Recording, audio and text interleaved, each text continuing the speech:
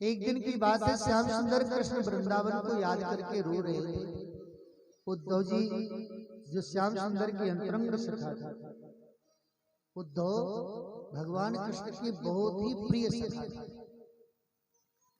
वृष्णीनां प्रवरो मंत्री कृष्णस्य दयिता सखा, शिष्यो बृहस्पति साक्षात् उद्धवो बुद्धि सत्तमः। कहते हैं वृष्णी नाम प्रवरो मंत्री, वृष्णी वंश के बड़े चतुर मंत्री थे उद्धव जी। कृष्णस्य दयिता सखा, और कृष्ण के अंतरंग सखा था। अंतरंग का भाव जानते हैं, जो मन की बात को जानते हैं, ऐसा नहीं। श्याम सुंदर कृष्ण के मन के भाव को जानते थे उद्धव जी, इतने करीब थे कृष्ण के।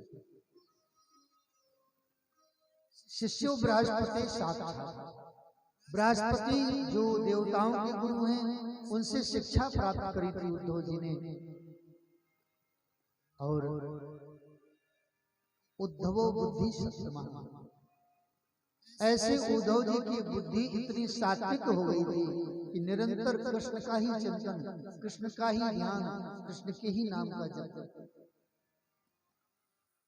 लेकिन थोड़ा अहंकार ये था कि मैं तो बृहस्पति का शिष्य हूँ, विद्वान हूँ, बहुत ज्ञानी हूँ। भगवान कहते हैं तुम कितना भी ज्ञान अर्जित कर लो, जब तक प्रेम नहीं होगा वो ज्ञान का कोई औचित्य नहीं होगा, उससे कोई लाभ नहीं मिलेगा आपको। ज्ञान कब काम करेगा? जब प्रेम आपके हृदय में। उद्धव जी के ज्ञान को देख करके श्याम सुंदर को लगा कि उद्धव को वृंदावन भेजना चाहिए। जब ज्ञान की पाठशाला से आप पढ़ करके आते हैं, तब आपको प्रेम की पाठशाला में जाना चाहिए। अगर प्रेम की पढ़ाई नहीं करी तो वे ज्ञान से आप अर्थोपार्जन कर सकते हैं, ना तो अपना कल्याण कर पाएंगे, ना किसी का कल्याण कर पाएंगे। हाँ, अर्थ तो कमा सकते, लेकिन उस अर्थ की प्राप्ति में कोई सुख नहीं होगा, उसमें कोई रस नहीं मिलेगा। भगवान श्री श्याम सुंदर आज रो रहे हैं। उद्धव जी आ गए और उद्धव जी ने पूछा कृष्ण क्यों रो रहे हो? कन्हैया बोले हमें वृंदावन की याद आ गई। हमारा वह वृंदावन जिस वृंदावन के एक एक कण कण में आवाज आती थी श्री कृष्ण श्री कृष्ण श्री कृष्ण।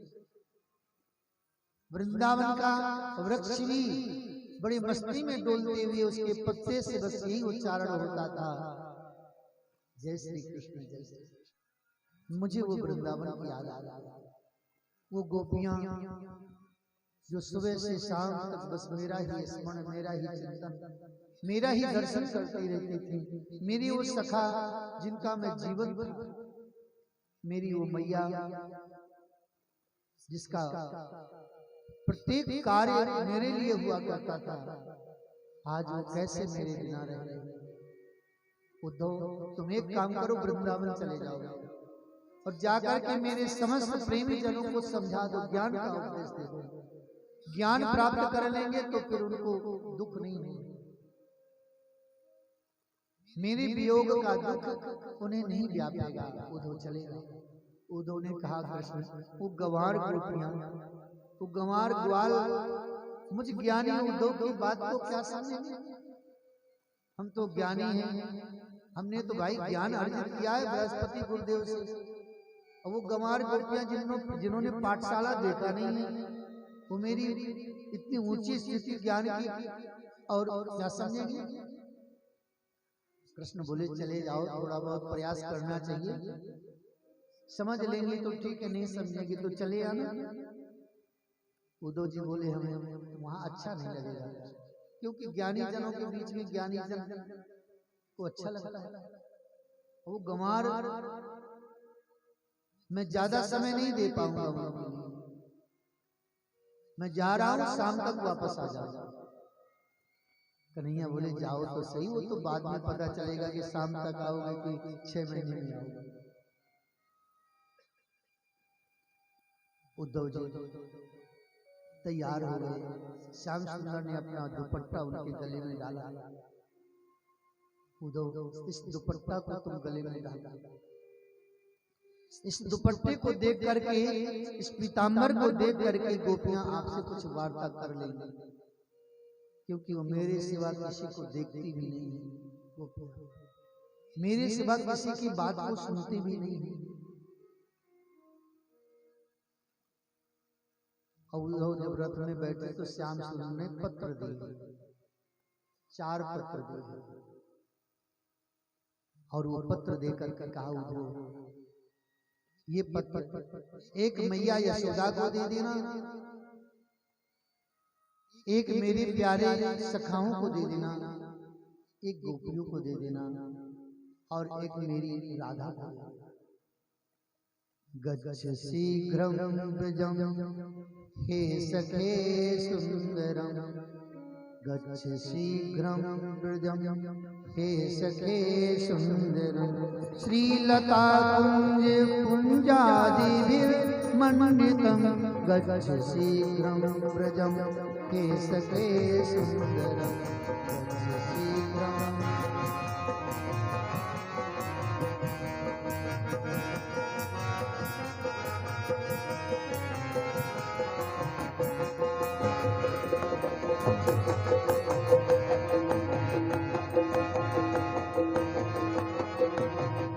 शैल कृष्णा प्रभा चारु वृंदावन, शैल कृष्णा प्रभा चारु वृंदावन, गोप गोपी गणे गोकुलम संकुलम, गच्छ शीघ्रं व्रजं हे सखे सुंदरम, गच्छ शीघ्रं व्रजं हे सखे सुंदरम, श्रीलता कुंज कुंजादिभिर्मण्डितं, गच्छ शीघ्रं व्रजं हे सखे सुंदरम।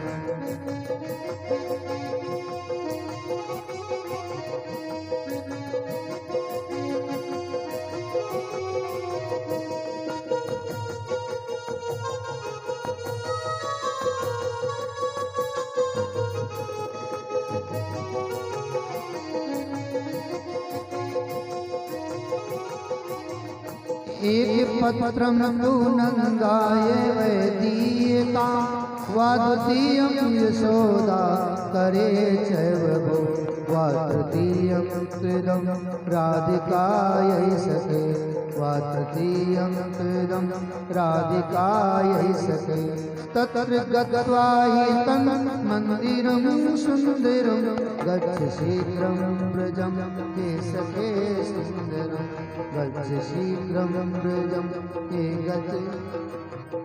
श्रीलता कुंज कुंजादिभिर्मण्डितं, गच्छ शीघ्रं व्रजं हे सखे सुन्दरं, गच्छ शीघ्रं व्रजं हे सखे सुन्दरं। चल पड़े महाराज, वृंदावन की ओर रथ में बैठ गए। वही रथ उद्धव जी लेके जा रहे हैं जिस रथ से श्याम सुंदर कृष्ण वृंदावन से मथुरा आए। वृंदावन की ओर जा रहे हैं उद्धव जी, मन में सोचते जा रहे हैं कि वो गंवार ग्वाल बालनियां मेरी क्या ज्ञान की बात सुनेंगे। और वृंदावन की तो दशा ऐसी निराली हो गई, जिस दिन से श्याम सुंदर मथुरा आए उस दिन से वो वृंदावन की गोप गोपियां रात दिन रोती रहती। यशोदा रात दिन कृष्ण का स्मरण करती रहती, रात दिन रोती रहती। नंद राय जी से कहती, मैं जानती थी कि श्याम कि कृष्ण हमारा जाएगा तो वापस नहीं आएगा, आप नहीं माने ले गए। नंद जी को बार बार डांट रही है यशोदा, और नंद जी बैठे बैठे कह रहे हैं यशोदा गलती तुम्हारी, मेरी क्या गलती है। नंद जी कहते हैं गलती तुम्हारी ये है कि लाला कभी अगर कोई ऊधम करता था तो कभी तुम रस्सी से बांध देती थी, कभी सांटी दिखाती थी, लाला को अच्छा नहीं लगा और वो चला गया, किसी से नहीं आया। यशोदा कहती मुझे क्या पता था कि लाला को इन बातों से बुरा लगेगा। अब आप एक बार जाइए, लाला को ले आइए, मैं कभी लाला को न डांटूंगी न रस्सी से बांधूंगी।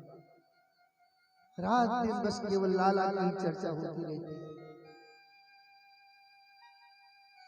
और कृष्णमयी हो गई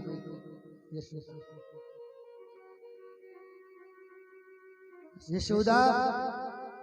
इतनी मोटी ताजी थी, लेकिन जिस दिन से श्याम सुंदर गए उस दिन से ना कुछ खा रही है ना कुछ पी रही।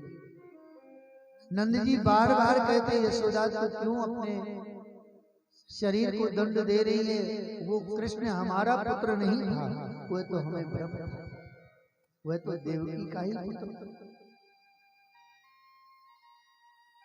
यशोदा कहती मैं कैसे मानूं कि देवकी का पुत्र था। इन हाथों से मैंने लाला को लालन पालन किया है, इन हाथों से मैंने लाला को मक्खन खिलाया, इन हाथों से लाला को मैंने सेवा करी है। मैं कैसे मानूं कि देवकी का पुत्र था, वह मेरा ही। आंखों की रोशनी समाप्त हो गई यशोदा की, कानों से कुछ सुनता नहीं है यशोदा। यशोदा एकांत में बैठी हुई बस लाला के लिए वार्ता अकेली में वार्ता करती रहती है। कभी ऐसा लगता है यशोदा को कि लाला मेरे पास नहीं, बोलती रहती लाला तू नहा ले जल्दी से, मैंने माखन निकाला है जल्दी से, भूख लगी होगी खा ले। एकांत में बैठी, किसी से बोलती नहीं है, किसी से कोई संबंध नहीं रह गया यशोदा। कन्हैया की जो सखा है ना मित्रगण, वह तो रात दिन बस रोते रहते हैं। प्रातः काल होते ही अपने घर से दौड़ते हुए उस मार्ग में जाके बैठ जाते हैं जिस मार्ग से श्याम सुंदर मथुरा गए। सुबह से शाम तक बस उस मार्ग को देखते रहते हैं कि आज हमारा कृष्ण आएगा, आज हमारा कृष्ण आएगा। शाम हो जाती है, लौट करके अपने घर में आते हैं, अपनी अपनी माताओं की गोद में गिर पड़ते हैं और सिसकियां मार मार के रोने लगते हैं, माँ आज लाला हमारा आज भी नहीं। गोपियां समझाती हैं चिंता मत करो, आज नहीं आया तो कल तो लाला जी निश्चित रूप से आएगा। पूरा वृंदावन रात दिन कृष्ण के लिए चिंतन करता है। कन्हैया की वो जो गौएं थी ना, वही भी रात दिन कृष्ण के वियोग में रोती रहती है। कहीं से कोई कृष्ण शब्द सुनाई देता है, बेचारी दौड़ पड़ती हैं उस दिशा में और भटकती भटकती गिर पड़ती हैं, न जल पीती हैं न घास खाती हैं। ऐसी दशा बरस।